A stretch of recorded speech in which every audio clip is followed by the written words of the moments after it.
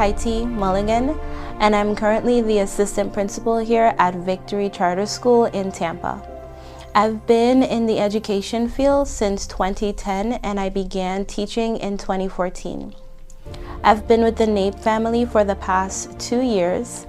Last year, I was recognized as the Teacher of the Year as I taught 4th grade math, science, and social studies.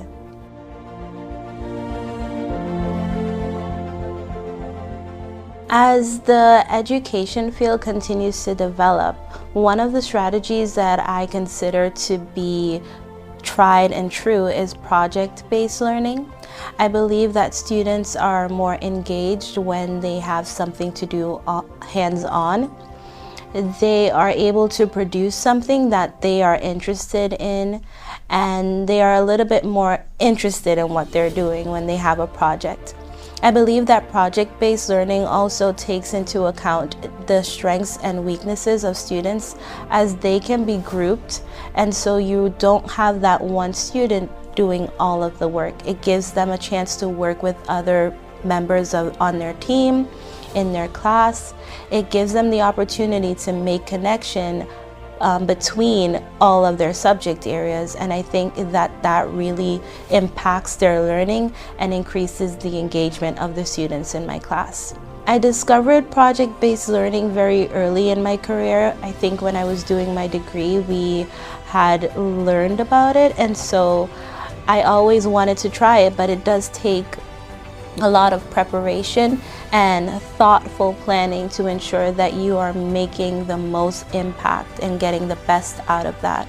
So that would be the strategy that I would always search for, or if I am given the opportunity to use it, that's the one that I go for.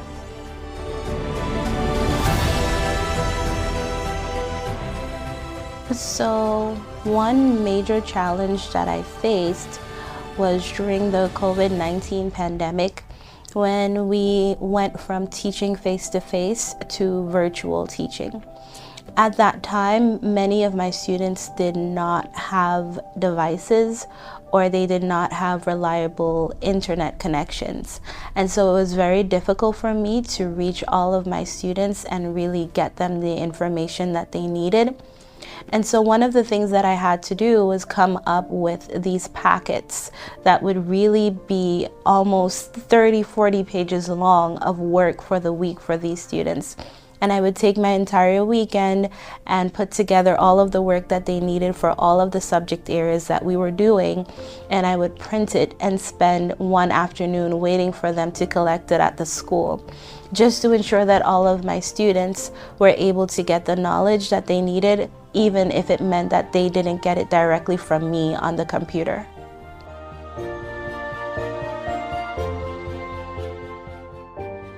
So some of the best mentorship I've received has come from the NAPE team, specifically from Ms. Childers.